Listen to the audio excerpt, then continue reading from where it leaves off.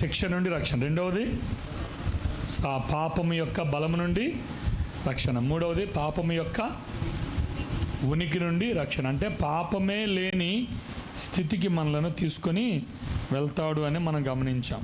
మంచిది. ఇప్పుడు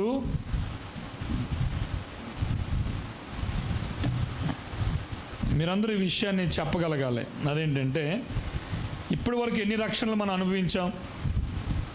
ఇప్పుడు వరకు 3 రక్షణలు అనుకున్నాం కదా. మనం ఎన్ని అనుభవించాం ఇప్పటి వరకు? 3వది ఆల్రెడీ దొరికిందా మనకి? ఇంక లేదా? లేదు, ఇంకా దొరకలేదు. 1 పూర్తయిందా లేదా? 1వ రక్షణ పూర్తయిందా లేదా? క్రీస్తులో మనలను దేవుడు సంపూర్ణంగా రక్షించాడు అనేది 1 రక్షణ పూర్తయింది. 2వ రక్షణ కొనసాగింపులో మనం ఇప్పుడు ఉన్నాం, అంతేనా?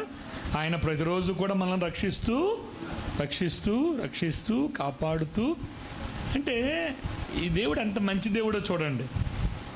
రక్షించడమే కాదు, ప్రతిరోజు కూడా మనలను ప్రమాదాల నుంచి, ఆరోగ్యం నుంచి కాదు, పాపంలో పడిపోయి దేవుని నుంచి దూరం అయిపోకుండా ఆయనే మనలను మరలా రక్షిస్తూ ఉన్నాడు, కాపాడుతూ ఉన్నాడు. దేవుడు యేసు ప్రభు కాకుండా ఇతర దేవుళ్ళు ఎటువంటి వారంటే, వినండి, యేసు ప్రభు కాకుండా ఇతర దేవుళ్ళు ఎటువంటి వారంటే, నీ కష్టం నువ్వు పడు, నువ్వు మటుకు కోవిలికి రావాలా, అప్పులు చెయ్యు, తీర్థయాత్రలకు వెళ్ళాలా అని చెప్పేటటువంటి భక్తి మార్గం ఉంది. యజ్జురోడు దగ్గరికి వెళ్ళాలా. ఏ రోజైనా యజ్జురోడు మనకి కోడి ఆడే కొనిచ్చాడు ఎప్పుడైనా? కోడి ఎవరు కొనాలా? కోడి మనం కొనాలా. మేక ఎవరు కొనాలా? పోతే ఎవరు కొనాలా? కానీ క్రైస్తవ్యంలో అలా కాదు. మన రక్షణకు అవసరమైన విమోచన క్రయధన రక్తము కార్చడానికి గొర్రెపిల్లని ఎవరిచ్చారు? గొర్రెపిల్లని ఎవరిచ్చారు? ఆ తండ్రే తన కుమారుడిని గొర్రెపిల్లగా మనకి ఇచ్చాడు. అంటే ఇవ్వడం ఎప్పటి నుంచి ప్రారంభమైంది? తన కుమారుణ్ణే ఇచ్చి నిన్ను రక్షించుకున్నవాడు, చాలా జాగ్రత్తగానండి మాట, తన కుమారుణ్ణే ఇచ్చి మిమ్మల్ని రక్షించిన వాడు మిమ్మల్ని పాపములో పడిపోకుండా ఎందుకు మనల్ని కాపాడలేడు? అంత గొప్ప త్యాగాన్ని చేసిన వాడు ఊరకనే నీవు నేను పాపంలో పడిపోవడానికి ఎంత మాత్రం కూడా ఇష్టమో లేదు. కాబట్టి నిన్ను నన్ను కాపాడడానికి ఎంతటి ప్రయత్నమైనా ఆయన చేస్తాడు. ఎంతైనా ఆయన మెట్లు దిగి మన దగ్గరికి వచ్చి మనలను హక్కున చేర్చుకొని మరలా తనతో మొదట్లో ఎలాగున్నామో అలాగే ఉండేటట్లుగా ఆయన సహాయము చేస్తాడు. You see the goodness of God. దేవునికి మంచితనం ఎంత బాగుందో చూడండి.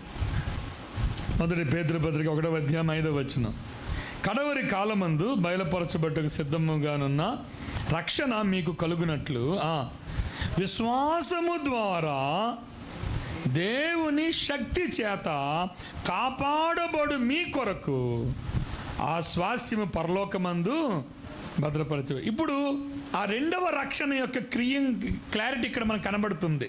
ఏంటంట?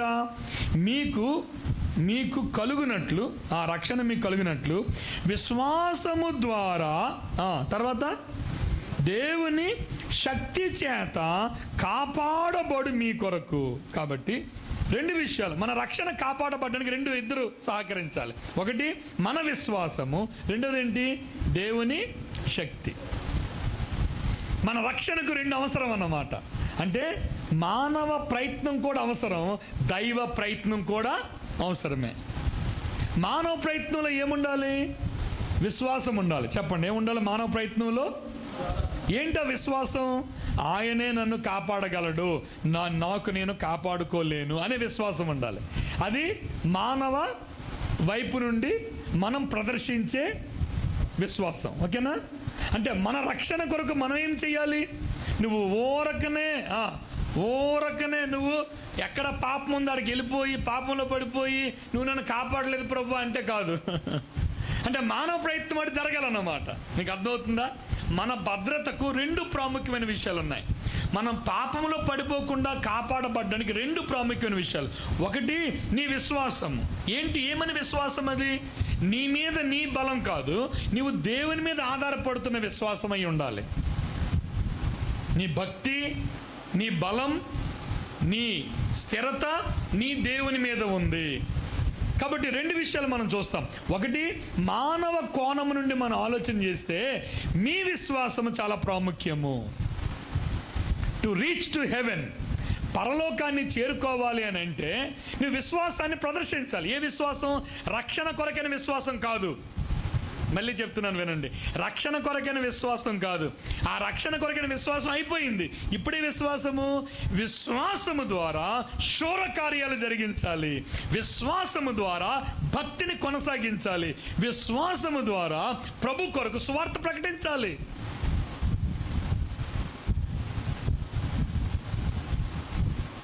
మీ విశ్వాసం ఎలా ఉందో పరీక్ష చేద్దామా? ఒకసారి మన విశ్వాసం ఎలా పరీక్ష చేద్దామా? హెబ్రీయులకు రాసిన పత్రిక 11వ అధ్యాయం. ఎటువంటి విశ్వాసాన్ని దేవుడు ఆశిస్తున్నాడు? ఎటువంటి విశ్వాసాన్ని ప్రభు ఆశిస్తున్నాడు? మీ విశ్వాసము ద్వారా గొప్ప కార్యాలు జరగాలని ప్రభు ఆశిస్తూ ఉన్నాడు. మీరు విశ్వాస జీవితంలో పాపంలో పడిపోకుండా ఉండాలి అని అంటే ఎటువంటి విశ్వాసము గలవారై ఉండాలి అనే విషయాన్ని మనం చూస్తే హెబ్రీయులకు రాసిన పత్రిక 11:33 వారు విశ్వాసము ద్వారా రాజ్యములను జయించిరి, నీతి కార్యములను జరిగించిరి, వాగ్దానము పొందిరి, సింహపు నోళ్లను మూసిరి, అగ్ని బలమును చల్లార్చిరి, ఖడ్గధార నుండి తప్పించుకొనిరి, బలహీనులుగా ఉండి బలపరచబడి యుద్ధములో పరాక్రమ శైలురైరి, అన్యుల సేనలను స్త్రీలు మృదులైన తమ వారిని పునరుత్థానం వల్ల మరలా పొందిరి. కొందరైతే మరి శ్రేష్టమైన పునరుత్థానం పొందగోరి విడుదల పొందనలక యాతన పడిరి. మరికొందరు 36 మరికొందరు చదవండి. అనుభవించి రాళ్లతో కొట్టబడిరి, రంపములతో కోయబడిరి, శోధింపబడిరి, ఖడ్గముతో చంపబడిరి. అంటే విశ్వాస సంబంధమైన కార్యాలంటివన్నమాట. విశ్వాసం ఉందా అంటే యేసు ప్రభు మీద విశ్వాసం ఉంది, అక్కడితో సరిపోదన్నమాట. విశ్వాసము ద్వారా నువ్వు గొప్ప కార్యాలు జరిగించాలి నీ జీవితంలో. అంటే విశ్వాసం మీకు కొనసాగింపు మనం ఆలోచన చేయాలి. ఇప్పుడు విశ్వాసం ద్వారా శూర కార్యాలు జరగాలి. విశ్వాసం ద్వారా చనిపోయిన వారు లేపబడాలి. విశ్వాసం ద్వారా జయించాలి. ఖడ్గధారను తప్పించుకోవాలి. సింహపు నోల నుండి తప్పించబడాలి. అంటే your faith is at work. నీ విశ్వాసం పనిచేస్తూ ఉంది. నువ్వు దేవునితో పాలిభాగస్తుడివై నువ్వు గొప్ప కార్యాలు చేసేవాడుగా ఉండాలి. పరలోకానికి రక్షణకు మధ్య ఉన్న విశ్వాసం ఏంటంటే పరలోకాన్ని చేరుకోవాలి, కానీ విశ్వాసంతో రక్షణలో ప్రారంభమయ్యాం.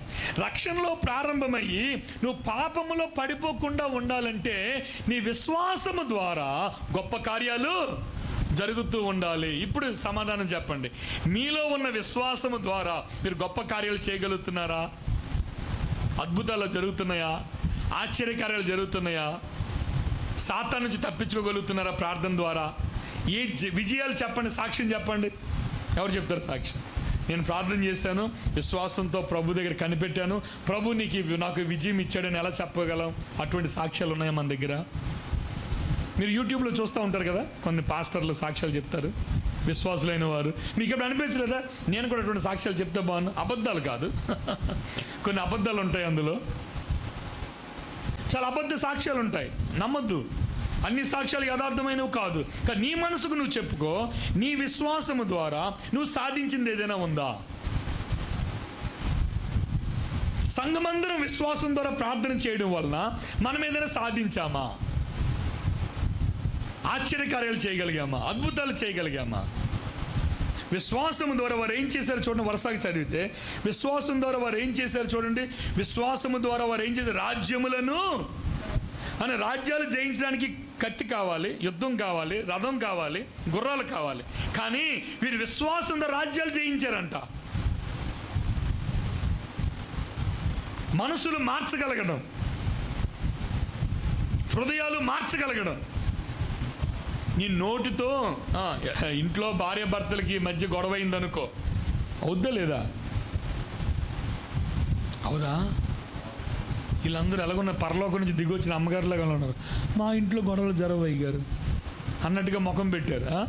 ఇంట్లో గొడవలు జరిగిందనుకో, మీరు ఆ గొడవ ఎలా నెగ్గుతారు? ఎవరు గొడవ నెగ్గుతారు చెప్పనా? ఎవరు గట్టిగా కేకలు వేయగలిగితే వాళ్ళు నెగ్గుతారు. అంతేనా? అంతేనా కదా? ఇప్పుడు దానికైనా చెప్పండి పోనీ. ఎవరు గట్టిగా కేకలు వేస్తే వాళ్ళు నెగ్గుతారు. ఇంకొకటి, ఎవరు మౌనంగా ఉంటే వాళ్ళు కూడా కొన్నిసార్లు నెగ్గుతారు. అరుచుకొని ఎంతసేపు అరుచుకుంటుందని ఇటులా మౌనంగా ఉండి సెల్ ఫోన్ చూసుకుంటూ ఉంటాడు, ఆడు నెగ్గినట్టే. కానీ ప్రార్థనతో విశ్వాసంతో నెగ్గావా ఇంట్లో సమస్యల్ని? పిల్లల జీవితాలు నెగ్గావా ప్రార్థనతో విశ్వాసంతో? విశ్వాసము రక్షణ కొరకు మాత్రమే కాదు, చాలా జాగ్రత్తగా ఈ మాట వినండి. విశ్వాసము రక్షణ కొరకు మాత్రమే కాదు, రక్షింపబడిన తరువాత కూడా నీ జీవితంలో దేవుడు కార్యాలు చేయడానికి నీ విశ్వాసాన్ని ప్రదర్శించవచ్చు. విశ్వాసాన్ని ప్రదర్శించాలి, ప్రార్థన చేయాలి, ప్రభు మీద ఆనుకోవాలి, ప్రభు మీద ఆధారపడాలి. నీవే మాకు దిక్కు ప్రభువా, ఈ లోకంలో నీవు తప్ప మాకెవరూ లేరు, నీవే మా బలము, నీవే మా ధైర్యము నాయన. ఇంత కష్టమైన సమయంలో ప్రభువా నీ వైపే చూస్తున్నాము నాయన, నీ హస్తాన్ని చూపించు ప్రభువా, నీ ప్రవేశం కావాలయ్యా. ప్రార్థన చేస్తూ ఉన్నారా? విశ్వాసము ద్వారా గొప్ప కార్యాలు. నేను మన గిరిజన ప్రాంతాల్లో ఉన్న సంఘాల్లో సాక్ష్యాలు మేము వినటం లేదు ఎక్కడ కూడా. ఏంటి సాక్ష్యము? ప్రార్థన చేశాం, ప్రభు మీద ఆధారపడ్డాం, ప్రభు మీద ఆనుకున్నాం, ప్రభు దగ్గరే మేము మొక్కుకున్నాం, ఇంకెక్కడ మేము ఎవరితో చెప్పలేదు, దేవుడు మాకు సహాయము చేశాడు, ఆయన మాకు నిలబెట్టాడని మీరు ఎప్పుడైనా ప్రార్థన చేశారా? చెప్పండి మీ విశ్వాసపు గాథలు. నేను మధ్యాహ్నం ఉంటాను కావాలంటే, మీరు సాక్ష్యాలు చెప్తానంటే. Is God real? దేవుడు వాస్తవమేనా? అభూత కల్పన? యేసు ప్రభు నిజమేనా? అబద్ధమా? నిజమైతే నీ విశ్వాసం ద్వారా కార్యాలేవి? దేవుడు పని చేయాలి కదా, దేవుడు ప్రార్థన ఆలకించాలి కదా. ఏమంటాడు? విననేరకున్నట్టు నా చెవులు మందము కాలేదు, రక్షింపనేరకుండా నా హస్తము కొరచ కాలేదంటే దేవుడు సహాయం చేసేవాడు ఉన్నప్పుడు నీ విశ్వాసం పని చేస్తుందా? నీ విశ్వాసం ద్వారా కార్యాలు జరుగుతున్నాయా? మనందరి జీవితాల్లో పిల్లల ఆరోగ్య విషయంలో, పిల్లల సీట్ వచ్చే విషయంలో, పిల్లలకు ఫీజు కట్టే విషయంలో, లోన్కి వెళ్ళే విషయంలో. నీకు లోన్ రాదు అన్నారు అందరూ, నీకు లోన్ రాదు. కానీ నీకు లోన్ అవసరం. ప్రభు దగ్గర కన్నీటితో ప్రార్థన చేసి, బ్యాంకుకి వెళ్ళి, ఐటీడీకి వెళ్ళి సంతకాలు పెట్టించుకొని ప్రయత్నం చేస్తే, ప్రభు అధికారి మనసు మార్చి నీకు లోన్ వచ్చేటట్టుగా చేస్తే నీ విశ్వాసం కాదా అది? కానీ మనం ఎలాగెళ్తాం? అలాగెళ్ళాం. ఆ రూట్ కాదు మనది. ఏ రూట్ అంటే పెంచి కింద నుంచి లంచం ఇచ్చే రూట్ మనది. ఏంటి ఇస్తాం? లేకపోతే భాస్కర్నో ఎవరినో సంఘ పెద్దనో సంఖలో పెట్టుకొని నీకు భాస్కర్ భరోసా ఇస్తాడా? దేవుడు నీ బలమా? అలా నువ్వు నిరూపించావా నీ జీవితంలో? అనడానికి అంటాం, కానీ నిజంగా నీ జీవితంలో దేవుడు బలంగా ఉన్నాడా? ఆయన అధికారులకే అధికారి, ఆయన వైద్యులకే వైద్యుడు, ఆయన జ్ఞానులకే జ్ఞానం ఇచ్చినవాడు, ఆయన అధిపతులకే అధికారి అయినవాడు. అంత మహా గొప్ప దేవుడు నీ పక్షంగా ఉండగా నువ్వెందుకు మనుషులను ఆశ్రయిస్తున్నావు? ఎందుకు మనుషుల మీద నువ్వు ఆధారపడుతున్నావు? నువ్వు ప్రభు వైపు చూడాలి కదా. ప్రభువా నీవే నా బలం, నీవే నా శక్తి ప్రభువా, నీవే నా జ్ఞానమయ్యా, నీవే నాకు సహాయం చేయి ప్రభువా. ఆయన కాళ్ళు పట్టుకొని కన్నీటితో ప్రార్థించి నీ జీవితంలో అసాధ్యమైన కార్యాలు సుసాధ్యం చేసుకోగలుగుతున్నావా? భర్త మనసు మార్చావా ప్రార్థనతో? భార్య మనసు మార్చుకున్నావా ప్రార్థనతో? తల్లిదండ్రులు ఇద్దరూ ప్రార్థించి పిల్లల మనసు మార్చుకోగలిగారా? మా నాన్న ప్రార్థన, మా అమ్మ ప్రార్థన నా జీవితాన్ని మార్చింది. నేను లోకంలో తిరిగేవాడిని, పాపంలో జీవించేవాడిని, భ్రష్టుడిగా ఉండేవాడిని. నేను అమ్మ నాన్న మాట వినకుండా తిరుగుబాటు స్వభావం నాలో ఉండేది. అటువంటి వాడినైనా నా కొరకు మా నాన్న మా అమ్మ కన్నీటితో ప్రార్థన చేసేవారు.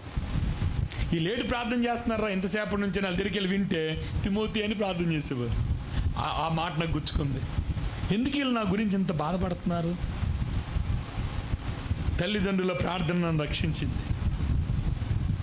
మాట వినటం లేదు, చదువు మానేశాడు, 10వ తరగతిలో మానేశాడు, బివారు తిరుగుతున్నాడు, నువ్వు బాధపడతావు, ఏడుస్తావు. కానీ ఏ రోజైనా ప్రభు పాదాలు పట్టుకుని విశ్వాసంతో నువ్వే నా కొడుకుని మార్చగలవయ్యా అని ప్రభు పాదాల చెంతకు వచ్చావా?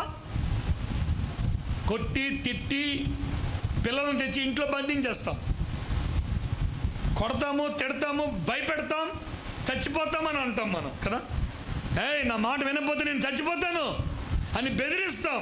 కానీ ప్రార్థనతో మార్చగలిగేవి ఎవరినైనా?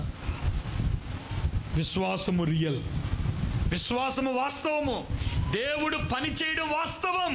కానీ నువ్వు ప్రయత్నం చేయలేకపోవడం వలన నీ జీవితంలో కార్యాలు జరగటం లేదు. చెప్పండి, ఇప్పుడు సమస్యలు ఎవరికి ఉన్నాయి? సమస్యలు ఉన్నాయి ఎవరికైనా? తేజ, నీకు సమస్యలు ఉన్నాయా? స్టార్ట్ అయిపోయి అప్పుడే. ఇంకెవరికి సమస్యలు ఉన్నాయి? సమస్యలు ఉన్నవారు చేయొద్దండి. నాకు సమస్య ఉంది, నేను ఎత్తాను కదా నాకు సమస్య ఉందని. ఇస్సాకు, నీకు సమస్యలు ఏం లేవా? మీ ఆవిడేం లేవంటుంది. సమస్యలు లేవా? సమస్యలు ఎవరికి ఉన్నాయి చెప్పండి. సమస్యలు ఎవరికి ఉన్నాయి? నేనేమనుకుంటాను చెప్పనా? నేనే పెద్ద సమస్య అనుకుంటాను. నేనే పెద్ద సమస్య, నాకు నేనే పెద్ద సమస్య కొన్నిసార్లు. చేయత్తరా మీరు? ఎవరు సమస్యలు ఉన్నవారు చేయొద్దండి. Thank you.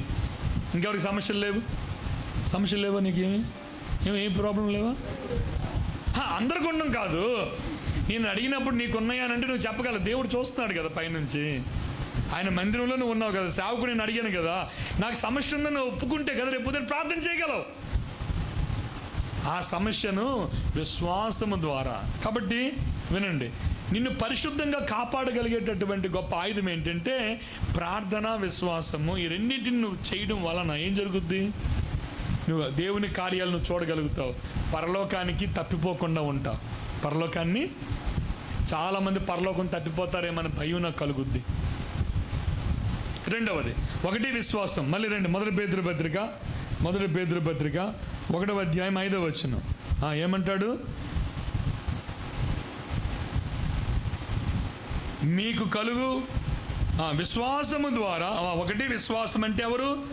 విశ్వాసం అంటే ఎవరిది? అది మనది కదా. రెండవది ఇంకేంటది? ఇంకేంటి మనకి అవకాశం ఉంది? దేవుని శక్తి. ఈ రెండు మనకి ఏం చేస్తుంది? అంతిమంగా రక్షణలోనికి వెళ్ళేటట్లుగా చేస్తూ ఉంది. అంటే మూడో రక్షణలోకి అడుగు పెట్టేటట్లుగా మనకు చేస్తూ ఉంది. కాబట్టి ఈ రక్షణ లోనికి మనం వెళ్ళాలి అని అంటే దేవుని శక్తి. దేవునికి ఎటువంటి శక్తి ఉంది చెప్పండి? కొదువు లేదు. ఎటువంటి శక్తి దేవుంది? సృజనాత్మక శక్తి, బలపరిచే శక్తి, చచ్చిపోయిన వారిని లేవనెత్తగల శక్తి. అదే శక్తి మాట్లాడింది. వీటన్నిటికి ఇంకొక మాట ఏముందంటే పునరుత్థాన శక్తి. చెప్పండి అందరూ. ఆ శక్తి దేవుడు అందుబాటులో ఉంచాడు. మరి నువ్వు నేనేం చేయాలి? ప్రభు దగ్గరికి వెళ్ళి, అయ్యా ప్రతిరోజు ఏమడగాలి? ప్రతిరోజు ప్రభుని ఏమడగాలి? అయ్యా నీ శక్తి నాకు కావాలి. Lord, I need your strength. ప్రభు నీ శక్తి నాకు కావాలి, నీ బలము నాకు కావాలయ్యా, నీ బలము నీ శక్తి నాకు కావాలి ప్రభు అని ప్రతిరోజు ప్రభు పాదాల దగ్గర అడిగినప్పుడు ఆయన ప్రతిరోజు నీకు శక్తిని ఇస్తాడు. నీ విశ్వాసం ఉంది. ఈ రెండిటితో నువ్వేం చేయగలవు? అంతిమంగా పరలోక రాజ్యానికి నువ్వు వెళ్ళగలుగుతావు. విశ్వాస జీవితంలో జీవించిన నాళ్ళు కూడా ప్రభు నీ నుంచి ఏం ఆశిస్తున్నాడు అని అంటే ఆ విశ్వాసము, ఆ దేవుని శక్తితో మనని నడిపిస్తాడు. ఫిలిప్పీలకు రాసిన పత్రిక 1వ అధ్యాయం వచనం చదవండి. 3వ వచనం. మొదటి దినం నుండి ఇదివరకు సువార్త విషయములో మీరు నాతో పాలువారై ఉండుట చూచి మీలో ఈ సత్క్రియను ఆరంభించిన వాడు యేసుక్రీస్తు దినము వరకు దానిని కొనసాగించును. ఆయన మన జీవితంలో ప్రారంభించిన శక్తి కార్యాన్ని ఆయన కొనసాగించేవాడుగా ఉన్నాడు. ఆయన మధ్యలో ఆపివేయడు. నీ రక్షణను ఆయన కొనసాగిస్తాడు. నీలో రక్షణను ఆయన కొనసాగించేవాడుగా ఉన్నాడు. చదవండి. ఫిలిప్పీ 1:3 అబ్బా.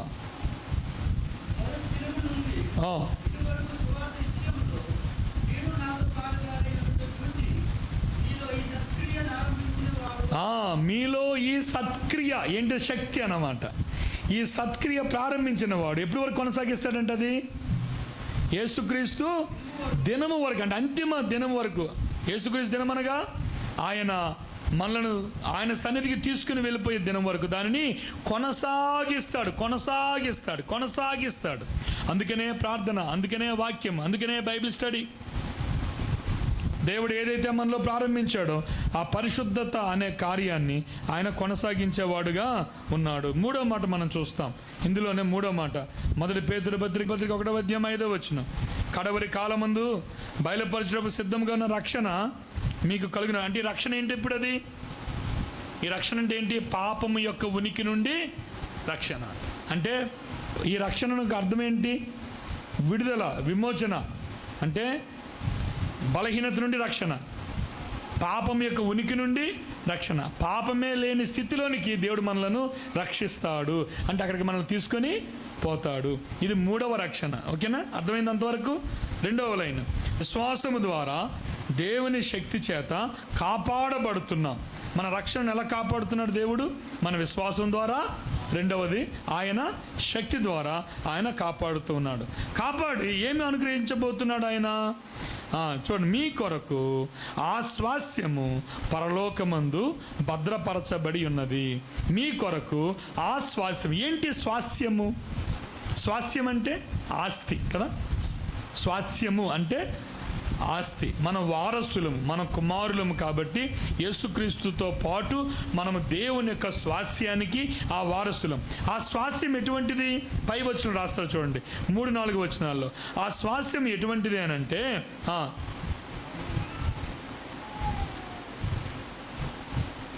1 పేతురు పత్రిక 1వ అధ్యాయము. ఆ స్వాస్యం ఎటువంటిది? అక్షయమైనది, నిర్మలమైనది, తర్వాత వాడబారనదియునైన స్వాస్యం అన్నాడు. రాసుకోండి అక్కడ. ఈ స్వాస్యం ఎటువంటిది? 3 మాటలు చెప్తాడు. 1 అక్షయమైన స్వాస్యము, 2వది నిర్మలమైన స్వాస్యము, 3వది వాడబారనిది. అక్షయమైన క్షయము కానిది. ఈ లోకంలో ఇల్లు, ఈ లోకంలో డబ్బు, ధనము, ఈ లోకంలో అంతస్తు అన్నీ కూడా లయమైపోతాయి. అంటే ఖర్చు అయిపోతాయి, అవి కరిగిపోతాయి, అవి తుప్పు పట్టిపోతాయి, అవి ఇటుకలు బేట్లు బారి పడిపోతాయి, ఇల్లులు పడిపోతాయి, భవంతులు పడిపోతాయి, ఈ లోక స్వాస్యాలు కనుమరుగైపోతాయి. కానీ ప్రభు మనకిచ్చే స్వాస్యం, మీరు నేను దీన్ని బట్టి కృతజ్ఞతాస్తుతులు చెల్లించాలి దేవునికి. అయ్యా, పరలోకమందు నాకు స్వాస్యం ఇచ్చావు తండ్రి, నీకు వందనాలు అని ఆ దేవునికి కృతజ్ఞతాస్తుతులు చెల్లించాలి. కొలస్సీలకు రాసిన పత్రిక 1వ అధ్యాయం 12వ వచనం. మన ప్రార్థనల్లో మనం ప్రభు దగ్గరికి వచ్చి అయ్యా నీకు కృతజ్ఞతాస్తుతులని చెప్పాలి. ఆ స్వాస్యము తేజోవాసులైన, చూడండి కింద నుంచి 3వ లైన్ చదువుతున్నాను, 12వ వచనంలో కింద నుంచి 3వ లైన్, 12వ వచనం. తేజోవాసులైన పరిశుద్ధుల స్వాస్యములో పాలివారగుటకు మనలను పాత్రులుగా చేసిన తండ్రికి ఏం చెల్లించాలంట? కృతజ్ఞతాస్తుతులు చెల్లించవలెననియు. కాబట్టి దేవునికి మనం దేన్ని బట్టి వందనాలు చెల్లించాలి? ఈ లోకంలో ఇల్లు ఉన్నందుకు కాదు, ఈ లోకంలో ఇల్లు, వాకిలి, ఈ లోకంలో పొలాలు, ఈ లోకంలో ధనము, ఈ లోకంలో ఆరోగ్యము ఏమీ లేకపోయినా, నువ్వెంత కట్టిగా పేదవాడవైనా సరే మనకేముంది చెప్పండి? పరలోకంలో ఏముందమ్మా? స్వాస్యం ఉంది. పరలోకంలో ఆస్తి ఉంది మనకి. పరలోకంలో దేవుడు యేసు ప్రభు నమ్ముకున్న వారందరికీ, యేసుక్రీస్తు ప్రభుకి ఏ ఆస్తి ఉందో మనకు కూడా అదే ఆస్తిని ఇవ్వబోతున్నాడు. మనల్ని వారసులుగా చేయబోతా ఉన్నాడు. అది లేదు, ఇది లేదు. అక్కలు వీళ్ళందరూ ఉన్నారు కదా, చెల్లెళ్ళు, వీళ్ళందరూ ఎప్పుడు ఏమంటారు తెలుసా? పక్కింటి చూసి ఆలుకుంది మనకు లేదు, ఆలుకుంది మనకు లేదు, మనకు లేదు అంటారా లేదా? ఊరి నాయన గట్టిగా చెప్తున్నారు వీళ్ళందరూ. ఇంటికి ఇలా గ్రౌండ్ వద్దురా బాబు, ఎందుకు నువ్వు బయట మాట్లాడుతున్నావు? లేదు లేదు లేదు లేదు లేదు లేదు, ఇదే కదా గోల. ఆలుకుంది. వాళ్ళ బైక్ కొంటే మనకు బైక్ లేదు, వాళ్ళకి ఒక ఇంట్లో బట్టలు కొనుక్కుంటే మనకు బట్టలు, వాళ్ళ ఇంట్లో మంచం కొనుక్కుంటే మనకు మంచం లేదు, వాళ్ళ ఇంట్లో చెప్పండి ఏం కొనుక్కుంటే, ఫ్రిడ్జ్ కొనుక్కుంటే మనకు ఫ్రిడ్జ్, వాళ్ళ ఇంట్లో టీవీ ఉంటే, సినిమా ఉంటే, సినిమా హాల్ ఉంటే మన ఇంట్లో సినిమా హాల్ లేదు. ఏడుపు గోల. వీళ్ళు అప్పు చేసి ప్రయాసపడి కొని తెస్తే గొప్ప సంతోషం వచ్చేస్తుంది. వాళ్ళ ఇంట్లో ఉంది, ఇప్పుడు మన ఇంట్లో ఉంది, అమ్మయ్యా కూలింగ్ అయింది. కానీ వినండి, చాలా ప్రాముఖ్యమైన విషయం. ఈ లోకంలో నీకు ఏది లేకపోయినా సరే అమ్మా, మనకి పరలోకమందు శ్వాస. పిల్లలకి సంపాదించాలి, పిల్లలకి సంపాదించాలి, పిల్లలకి సంపాదించాలి, సంపాదన సంపాదన సంపాదన సంపాదన సంపాదన అని ప్రాకుల్లాడిన వారు ఈ రోజున చాలామంది జీవితాలు నాకు తెలుసు.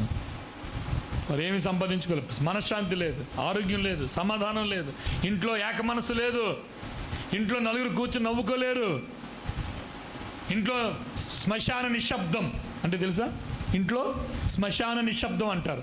అంటే ఇంట్లో నలుగురు ఉంటారు, ఐదుగురు ఉంటారు, కానీ ఒకరితో ఒకరు మాట్లాడుకోరు.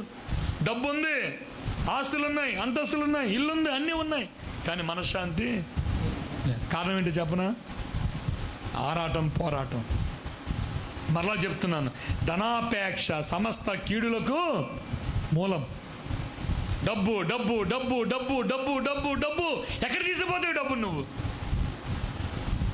డబ్బు మీద ఆశ చచ్చిపోవాలి. నీకు శరీర ఆశలు, కోరికలు చచ్చిపోవాలి.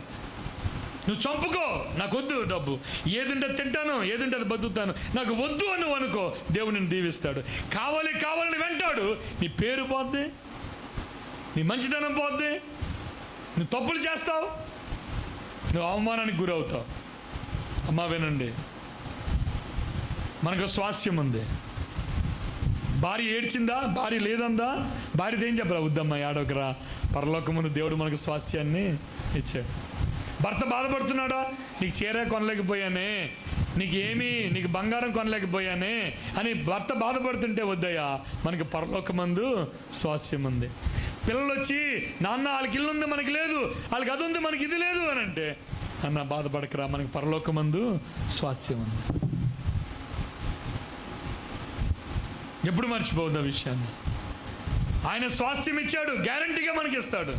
అందుకనే పరిశుద్ధాత్మని మన హృదయంలో పెట్టాడు గ్యారంటీగా.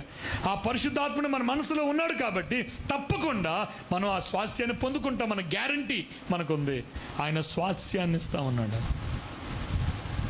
యేసుక్రీస్తు ప్రభునందు మనకు అనుగ్రహింపబడిన గొప్ప ఆశీర్వాదం ఏమిటంటే, వినండి, ఏంటి ఆశీర్వాదం? ఆశీర్వాదాన్ని ఏమంటారు సౌర భాషలో? అనప్సిత్త. ఏటి దేవుని నమ్ముకున్నాం కానీ మాకు అనప్సిత్త ఏటి లేదు, ఆశీర్వాదం ఏటి లేదు. అబద్ధం. యేసు ప్రభు నమ్ముకుంటే ఈ లోకంలో ఆయన దీవిస్తాడని చెప్పలేదు. అఫ్ కోర్స్ దీవిస్తాడు ఆయన, అఫ్ కోర్స్ ఆయన దీవిస్తాడు, లేకపోతే లేదు.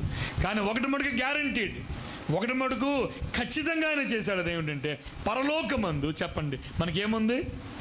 స్వాస్థ్యం. అదేంటిది? వాడబారినది చెప్పండి 3 మాటలు.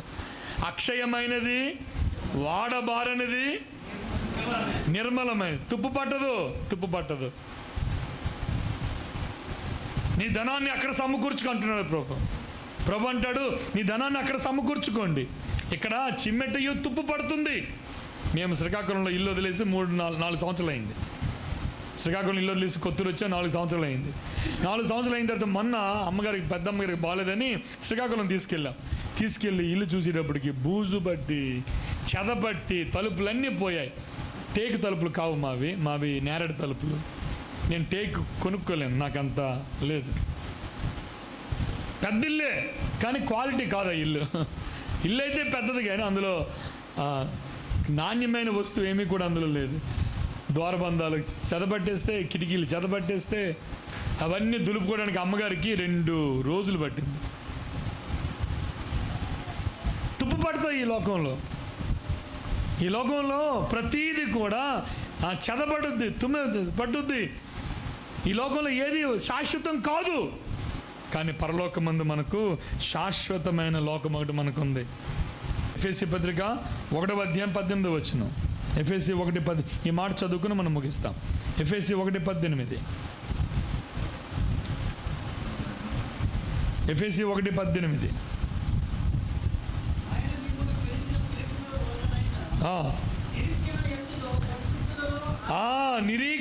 నిరీక్షణ దాని గురించి మనం ఆలోచన చేస్తున్నాం. నిరీక్షణ ఎట్టిదో, ఆ తర్వాత ఆయన స్వాస్థ్యం యొక్క మహిమైశ్వర్యం ఎట్టిదో, స్వాస్థ్యము.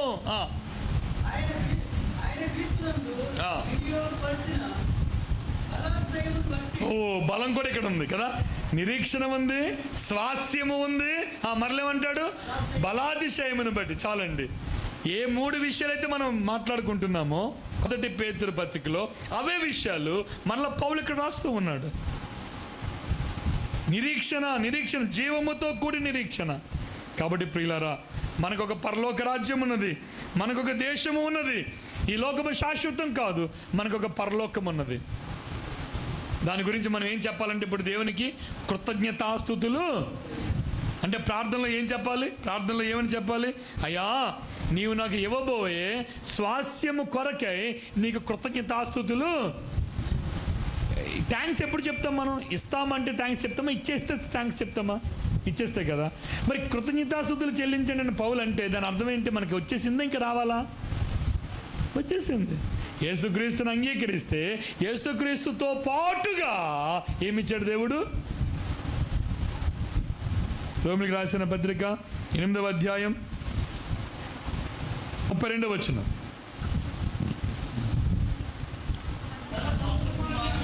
తన సొంత కుమారుని అనుగ్రహించుటకు వెనుక తీయక మన అందరి కొరకు ఆయనను అప్పగించిన వాడు ఆయనతో పాటు.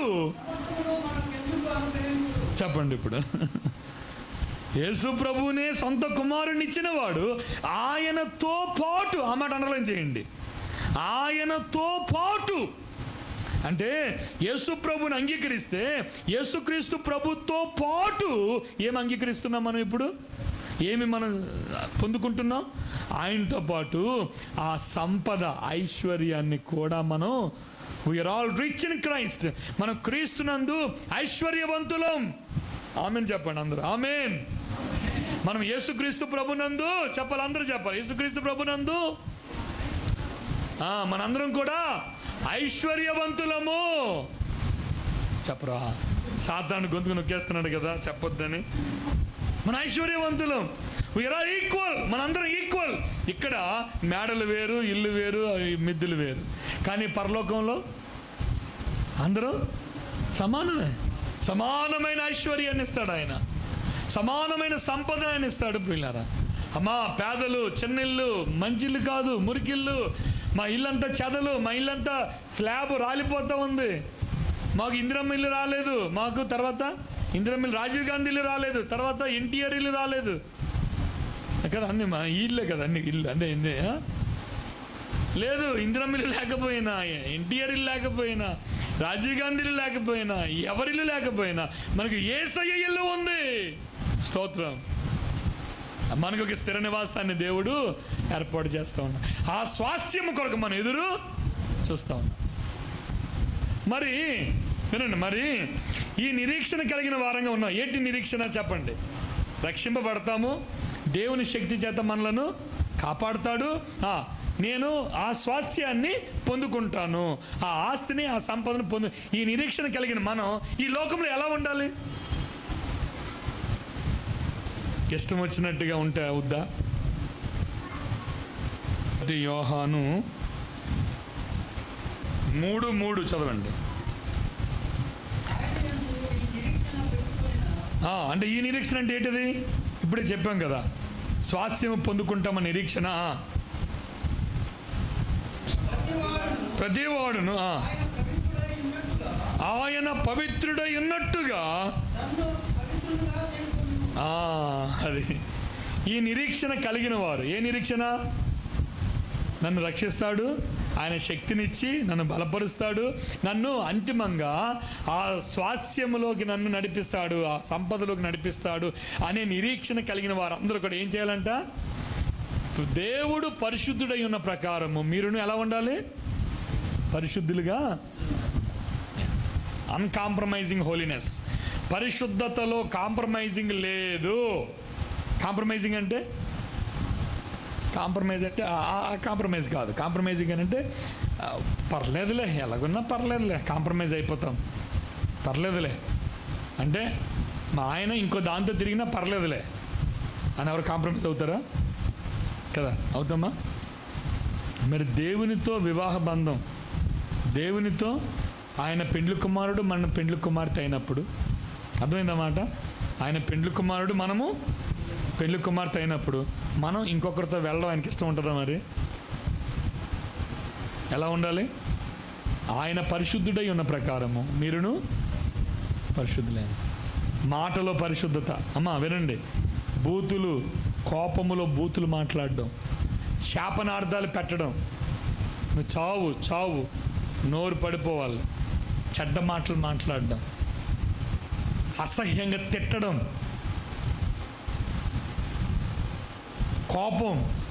కోపంలో పౌరుషం, ఇవన్నీ కూడా ఎక్కడికి దారితీస్తున్నాయనంటే నీవు నేను అపవిత్రంగా జీవించేటట్టుగా చేస్తున్నా. మన జీవితాన్ని చాలా జాగ్రత్తగా కాపాడుకోవాలి, చాలా జాగ్రత్తగా కాపాడుకోవాలి. పవిత్రత పవిత్రత పవిత్రత పవిత్రత చాలా ప్రాముఖ్యమైన విషయం. మనం పవిత్రత విషయంలో రాజీ లేకుండా ఉండాలి. మీ హృదయంలో ఈ ఉదయకాల సమయంలో ఎవరైనా ఇంకా నేను పాపంలో ఉన్నానేమో, నేను అంత పవిత్రంగా లేను అని మీకు ఎవరైనా అనిపిస్తే గనక ఈరోజు ప్రభు దగ్గరికి వచ్చి, ప్రభు నిన్న పాపంలో ఉన్నానయ్యా నన్ను క్షమించంటే యేసు రక్తము ప్రతి పాపము నుండి కడిగి శుద్ధీకరణ చేస్తాడు. మోకరించండి, అందరూ మోకరించండి, మోకాలు వేయండి, అందరం మోకరిద్దాం, ప్రభు పాదాల చెంతకు వద్దాం, ప్రార్థన చేసుకుందాం. నీలో పాపముందా? నీలో పాపము లేదు అంటే నువ్వు అబద్ధికుడు అవుతావు. నీలో పాపము లేదు అంటే దేవుని అబద్ధికునిగా చేస్తావు. నీలో దేవునికి ఇష్టం లేనిది ఏదైతే ఉన్నదో అది ప్రభు దగ్గరికి వచ్చి, అయ్యా నన్ను క్షమించండి అని ఆయన పాదాలు పట్టుకొని ప్రార్థన చేసుకుందాం. అందరూ ప్రార్థన చేయండి. ఎవరు మౌనంగా ఉండొద్దు. కొద్దిసేపు మనం ప్రార్థన చేద్దాం. అనేక సార్లు మిమ్మల్ని గాయపరిచాం, అనేక సార్లు మిమ్మల్ని అవమానపరిచాం అయ్యా. మా జీవితం నీకు అవమానకరంగా ఉందేమో ప్రభు, మమ్మల్ని క్షమించండి.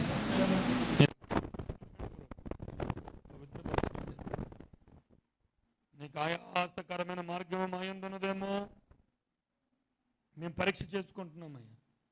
అబద్ధాలు, మోసం, ఎదుటివారి మీద నెపం వేయడం, అయ్యా మా పాపాలు మాకు చూపించయ్యా. మేము ఏ విషయంలో తప్పిపోతున్నామో మాకు చూపించు ప్రభు. గొప్ప నిరీక్షణ ఉందయ్యా మాకు, గొప్ప స్వాస్థ్యం ఉందయ్యా మాకు. అది మేము తప్పిపోకుండానట్లు మీరే మాకు సహాయం దయచేయమని కొంతమంది ఒప్పించబడినందుకే స్తుతులు చెల్లిస్తూ యేసుక్రీస్తు ప్రభు వారి ఘనమైన పరిశుద్ధమైన నామములో స్తోత్రములు చెల్లించి ప్రార్థించి వేడుకొనుచున్నాము తండ్రి. ఆమేన్.